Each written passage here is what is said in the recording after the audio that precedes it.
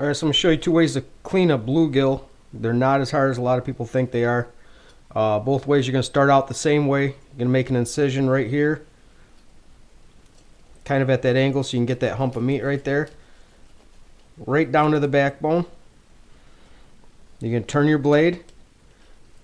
I like to run it right down the backbone like this. You can feel where you're heading the ribs.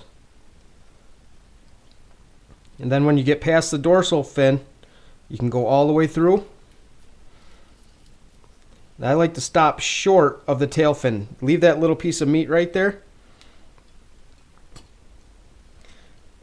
Come back right here. Turn it and go right through the rib cage. Just like this. When you get there, you're going to flip that piece over.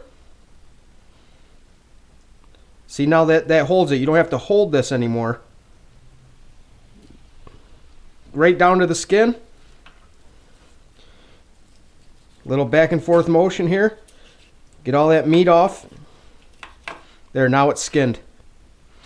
Now the last step here, you got your rib cage that you cut through. Take your blade. At an angle right back towards the rib cage, you're going to make like a half moon crescent, just like that. And that right there is a completely boneless bluegill fillet. Rinse it off real quick. Get that blood off it. Throw it in some ice water and keep going. Now the other method, another way of doing it. Same thing. Same cut. Down to the backbone. Same way, you're going to run it right down the backbone till you get behind the dorsal fin. Same thing, you're going to punch right through. Show you a little better this way. And this one, you kind of got to go all the way through the tail. Flip it up. And work it down the rib cage instead of cutting through the rib cage. I don't like this way as much. You get a little more of the belly meat, I think, but sometimes you'll get a bone where you cut through a rib or